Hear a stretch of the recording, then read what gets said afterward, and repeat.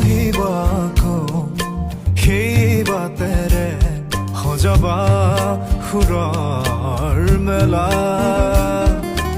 অনুভৱ মোৰ তুমি অপৰূপা প্ৰেৰণাৰ চিত্ৰ লেখা